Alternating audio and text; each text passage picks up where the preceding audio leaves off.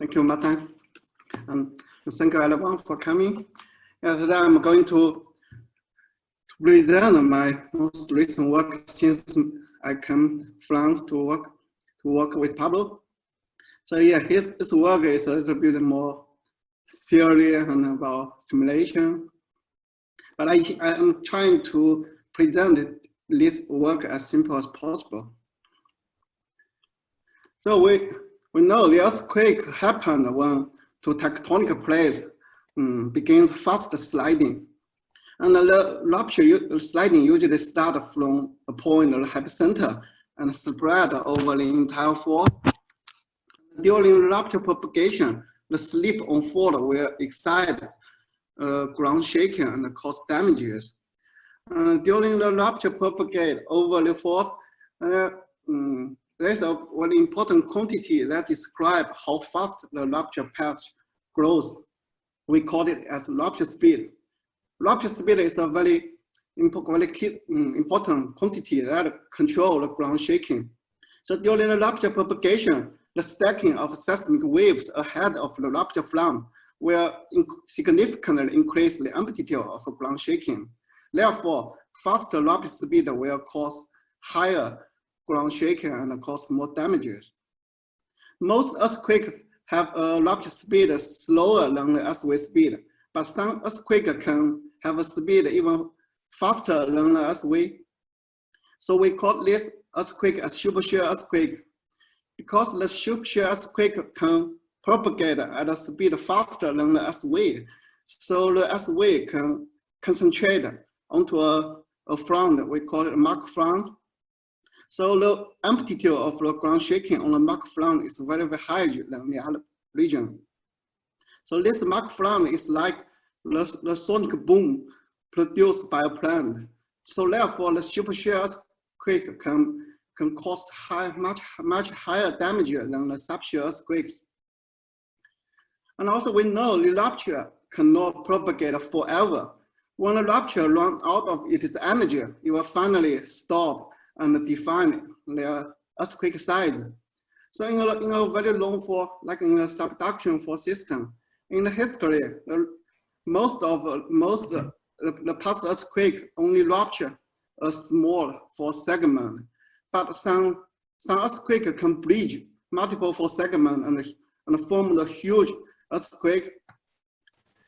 So but we still know little about what actually control the arrest of large earthquakes.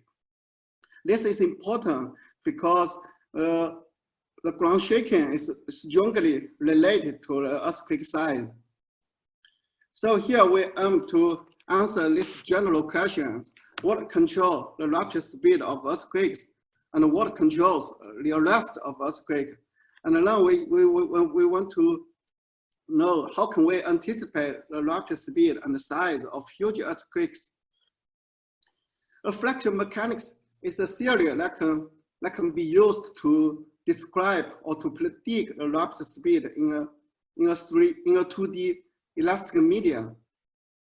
So this theory has been established in last century. And the basic idea of this theory is to derive the energy release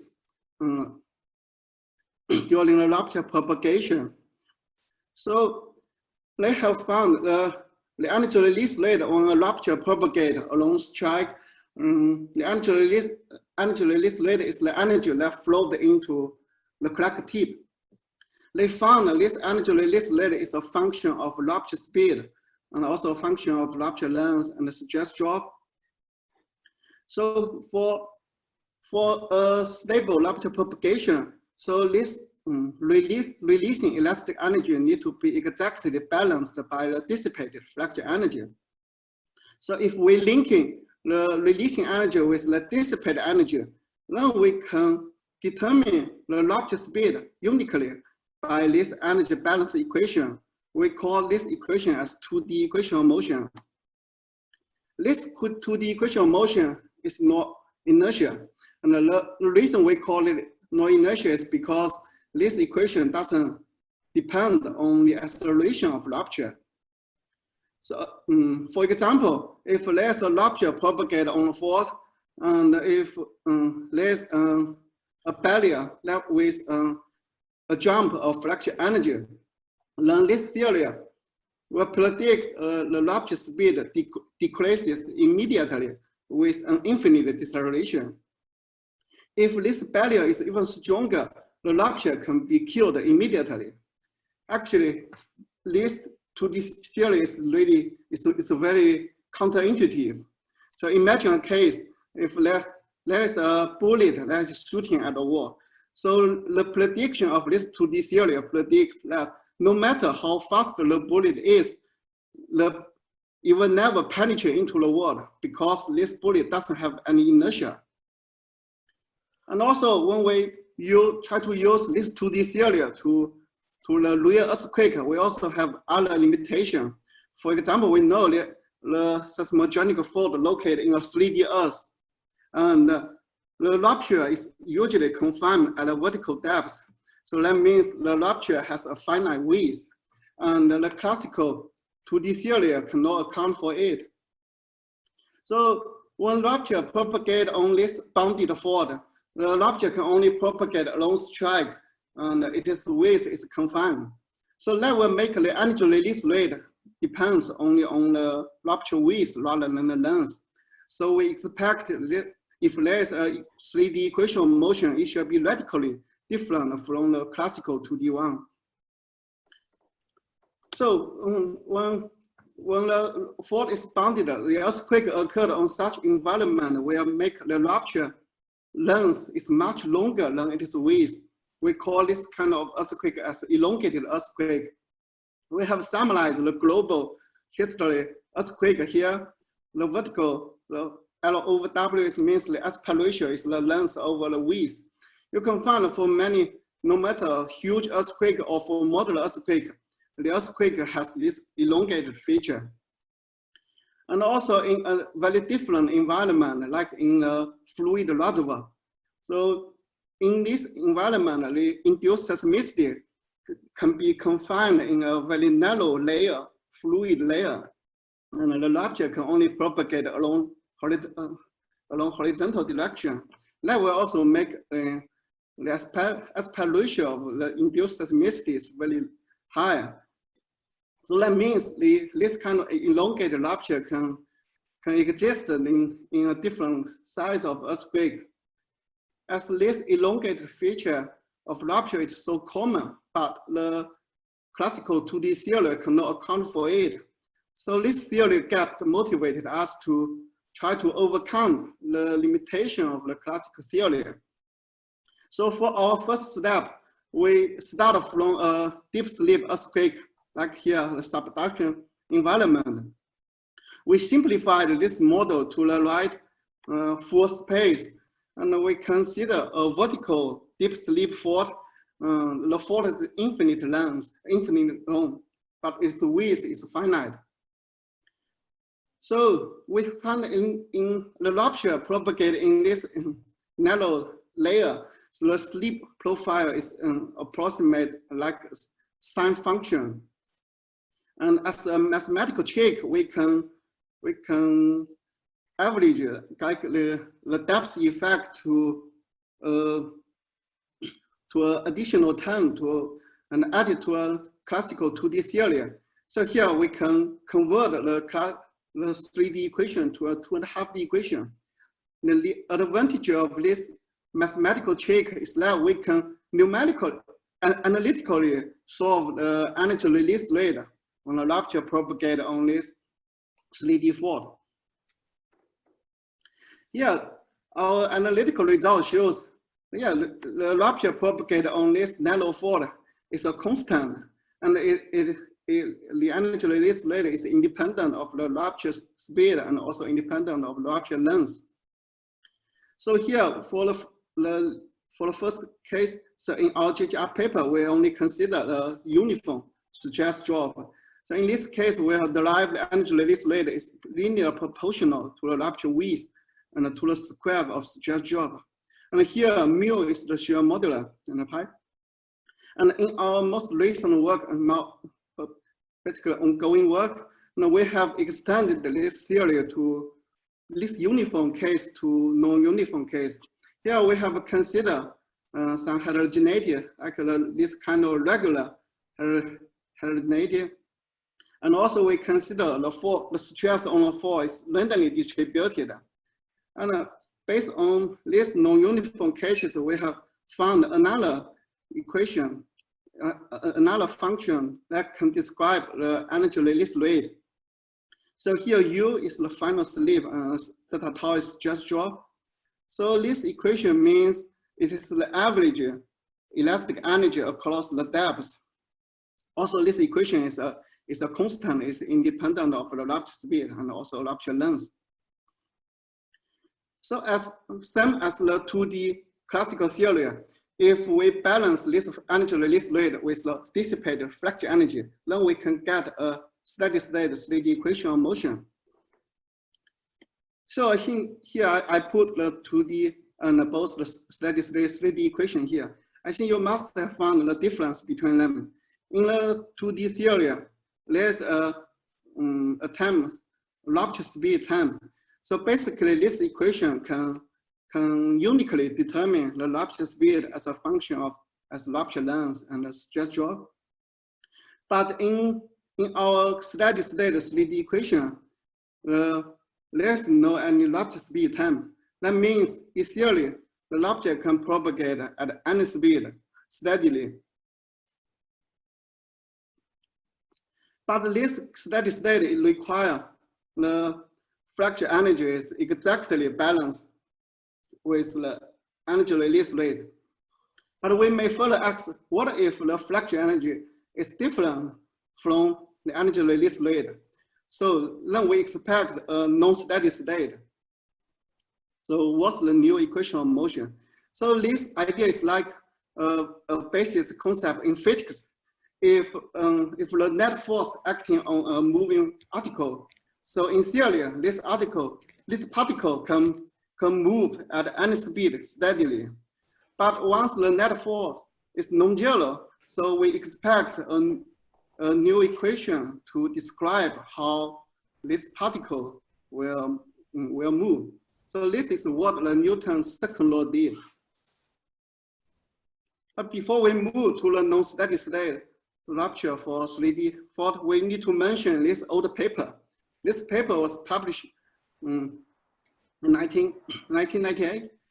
So in this paper, Mother has investigated a very special case that is different from the classical 2D first case. In this case, he considered a 2D narrow strip problem, and the clock and the rupture crack propagate on this narrow strip. So in this paper, they also get a steady state equation of motion. That means that's the condition, the fracture energy is exactly the same as the energy release rate. But in this paper, they also found a new equation of motion that can describe how the crack propagate on such a narrow strip.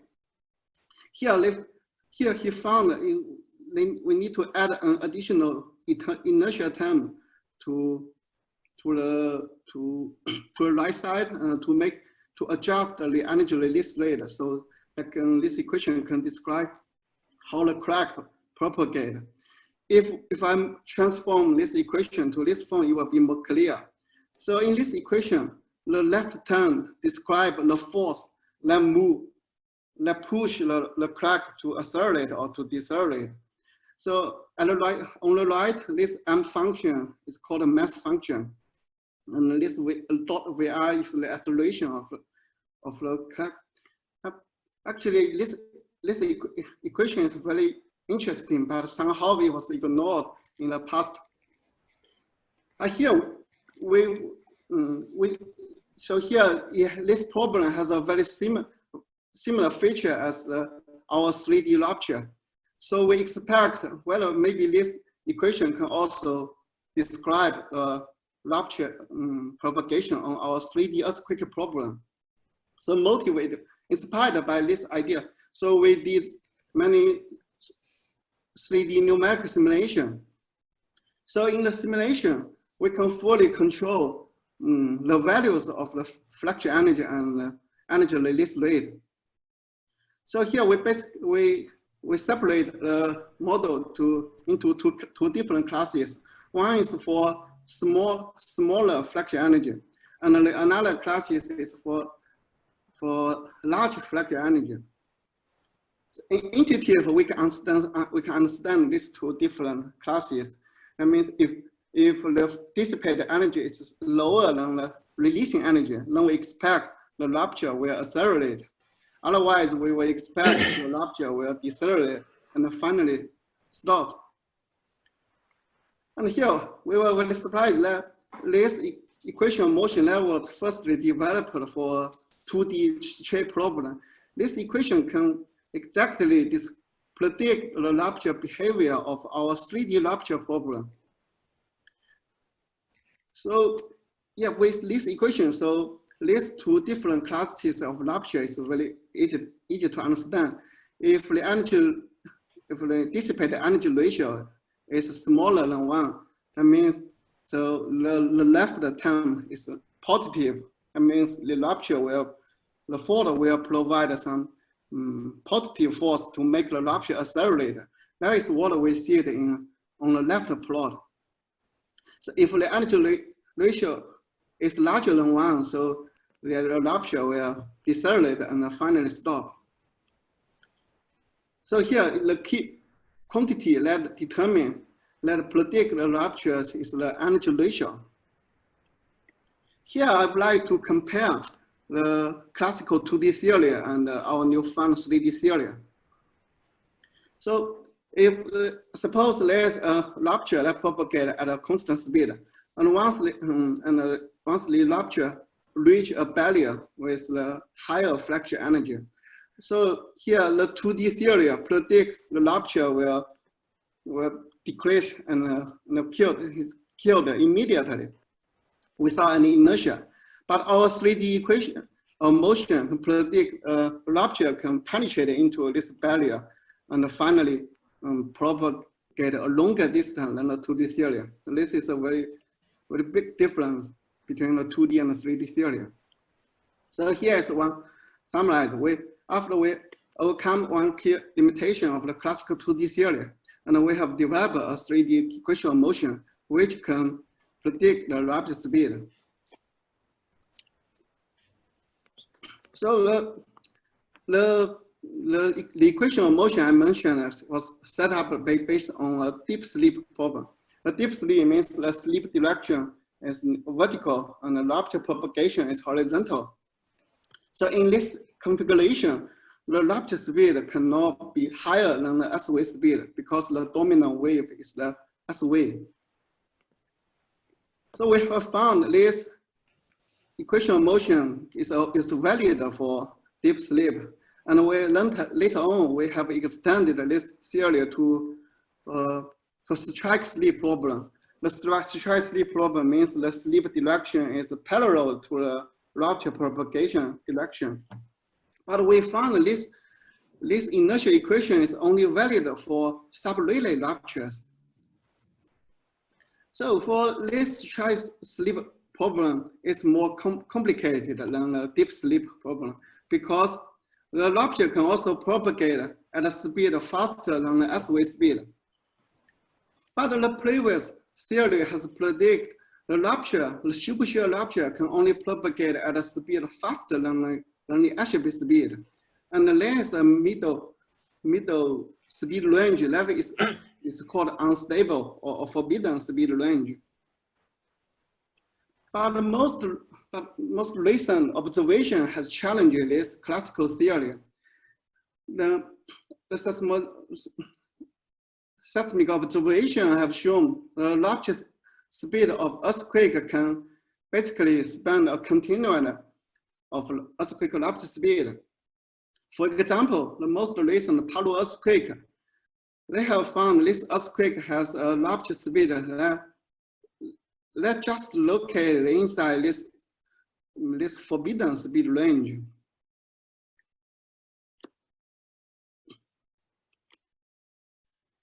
So that means we still missing we're still missing something in the classical theory.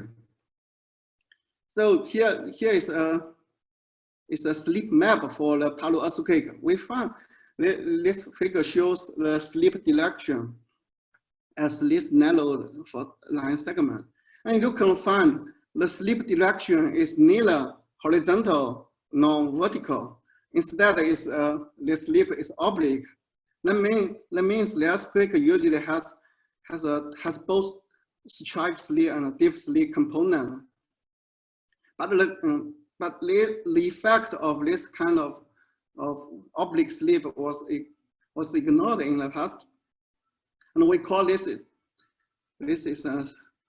the second limitation of the classical theory.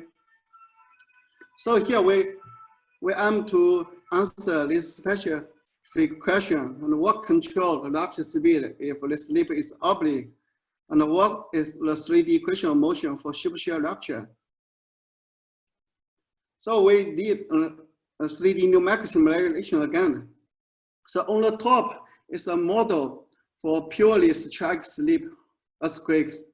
So as I said before, in this configuration, the rupture is allowed to propagate at a very fast speed, as fast as the P wave speed. At the bottom, on the bottom is a purely deep slip earthquake. So the rupture propagate on this fault only propagate at a subshear speed. But what if the slip is oblique? The oblique slip actually contain two components of slip. This is like a running man that can run very fast is always pulling the another guy who is walking slowly.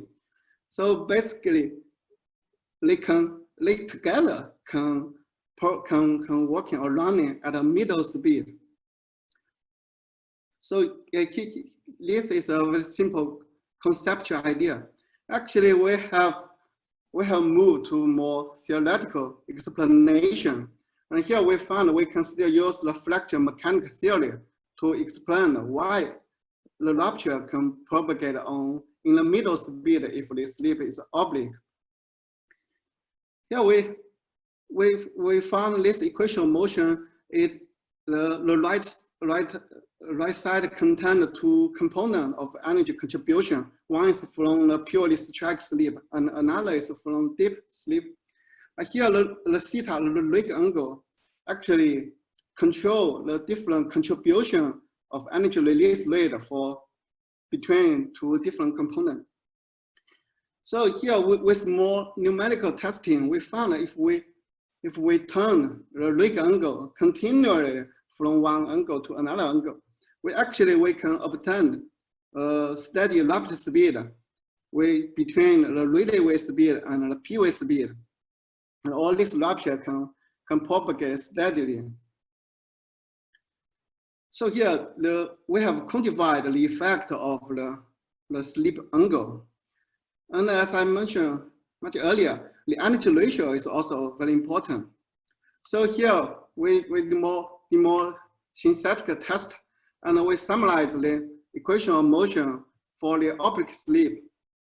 So this equation can include both subshear earthquake and supershear earthquake.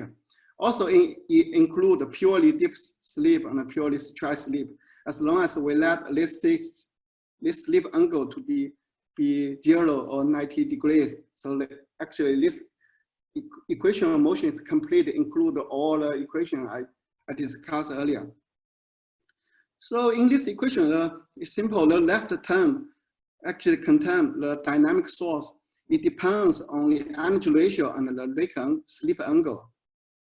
The key point of this equation is that if we know the dynamic source term, then this equation can predict the right kinematic term. The right term contains the rupture speed and the rupture acceleration. So the idea of this equation of motion can be demonstrated by this cartoon. So for two tectonic plates, if we constrain the energy ratio on the fault and constrain the slip angle, then we can use the right map to predict the future earthquake speed. If, for example, if the energy ratio, the dissipated energy ratio is very low, that means the force is very strong. Then the rupture cannot even propagate at a constant speed. It will finally stop, and we call this rupture as self-lasting rupture. But if the fault strength is very weak, and also if the slip angle is nearly horizontal, so the rupture can propagate at a very fast speed, as fast as the P-wave speed. And by contain different combination of this slip angle and this dissipated energy ratio, basically this equation can predict a continuum of earthquake rupture speed from sub-Rayleigh to P-wave speed. So here is a second message I want to say. So after we overcome the second limitation of the classical 2D theory, we have developed a new 3D equation of motion for oblique slip. And this equation can predict a continuum of earthquake rupture speed. Yeah, so far I talked much about how to use this equation of motion to predict the rupture speed. Now I'm going to say something about how can we determine the earthquake size based on this theory. So here I will focus on a Supershear rupture. So I can write this inertia equation here. So in this equation, the left term contains the dynamic source. It's a function of energy ratio and the slip angle. And on the right is a function of rupture speed and rupture acceleration. And here we consider a rupture that starts from L1 and propagate and finally the rupture stop at the distance L2. So this equation actually can describe each point on the rupture path. So here the rupture acceleration can be written as the ratio of the rupture speed change over the rupture distance change. So this differential equation can be converted to an integral equation. So the left term is the integral of source from the rupture starting point to rupture end point. And the right side is an integral of the rupture speed from the initial rupture speed to a final rupture speed. So here, if we consider earthquake, we suppose the earthquake starting and ending speed are all zero. So then we can make a right turn to be zero. So this left turn can be right as two integral. And we define this function as rupture potential. And this equation predict the rupture will stop when the rupture starting point, the value of rupture potential at the starting point is exactly the same as the value at the end of the rupture. So this concept can be easier to understand if I compare the rupture potential with the gravity potential. Here we consider a slider that can freely move on a frictionless hills. So how can we determine where this slider will stop? What we need to do is just to plot a horizontal line. So the location where the hills intersect with these horizontal lines is the place where this slider will finally stop. So basically we can use a similar concept to use this rupture potential function to predict, to determine the earthquake size. Assume we have known the energy ratio and the Rayleigh angle along strike, then we can calculate the rupture potential function here, and we assume the rupture start from this red start. And if we plot of a horizontal line, and then we can determine then this rupture potential curve can determine the location where the rupture will finally stop. if this earthquake occurred later, so due to the loading of the fault, so the fault can accumulate more elastic energy. So that will make the rupture potential curve become higher. So once the earthquake occurred later, if we plot the same horizontal line, so that actually the earthquake can propagate a longer distance and form a large earthquake. So this is a basic concept of how to use the equation of motion to predict the earthquake size. So the key point is how can we estimate the energy ratio along the fault, and also how can we estimate the slip angle. I think for the slip angle is relatively easy to constrain. We can use like a geodetic observation, like a long time, to detect the relative motion of two tectonic plates. So here here the energy ratio contains the flux energy, dissipated flux energy, and also contain the energy release rate. As I said before, the energy release rate is a function of the average stress drop, and also it's a function of the seismogenic width. Also, this seismogenic width is relatively easy to constrain in practice. So for stress drop, we can use like a long-term GPS observation to constrain the accumulated stress on fault. So that make most challenging quantity estimate of quantity to be the fracture energy. How can we estimate the fracture energy before the earthquake really happened? So here, there's a paper that describes a very simple scaling relation between the fracture energy of the historical earthquake with the final slip. In this paper, they have proposed a model that can explain the observed scaling relation between the fracture energy and the final slip. And in this model, they have found a simple scaling relation as like fracture energy scale with d power 0.7. Yeah, we admit that this model has a large uncertainty about the estimate of fracture energy, but this simple scaling relation between the fracture energy and the final slip is really promising for the seismic hazard assessment. Here we propose a very simple way that allows us to assess the earthquake size in the future. So here we choose the North American plate as an example to demonstrate this method.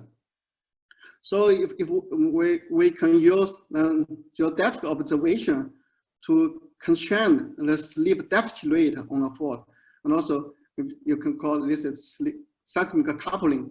But actually, we can convert this coupling rate to slip density rate. This quantity describes how many slip are accumulated on a fault. If we average the slip density rate across the depths, we can get depth average slip density rate. So as the time elapses, so the accumulated slip density will build up. And if we assume in the future, there's one earthquake that can release all this accumulated slip density, then we can simply use this slip density to estimate the possible energy ratio for this future earthquake. So then we can relate this slip density with our theory. So in this theory, we found the fracture energies, both fracture energy and energy release rate increases with the final slip. But from these two equations, you can find actually the energy release rate increases faster then the fracture energy as the final slip. That means larger final slip is more favorable for rupture propagation. So if we combine these two equations, then we can map a time boundary between a self-arresting rupture with the roundaway rupture. So this on the right plot, this curve means on the right, if on the right side the rupture is unfavorable for the rupture, the fault is unfavorable for the rupture propagation. On the right side, the fault actually can accommodate a roundaway rupture. So based on this figure, we can estimate a roundaway earthquake cycle. So only when the fault accumulates sufficient slip deficit, so then the fault can accommodate a huge earthquake that can bridge or the fault segment and forms a super earthquake. So yeah, this is just one example that we may do. So the challenge is there about how can we correctly estimate the fracture energy in the future. So here is the summary of my talk. So after we overcome two key limitations of the classical 2D theory, we have developed new 3D equation of motion, which can predict both the rupture speed and the rupture size. And this new mechanism of the 3D model should relies on both opportunity and a challenge of seismic hazard. And actually, we have more work to do in the future. How can we improve the method that we use to predict the earthquake size and also earthquake rupture speed in the future. So this paper I mentioned in this talk, you can find from my homepage. And thank you for your attention.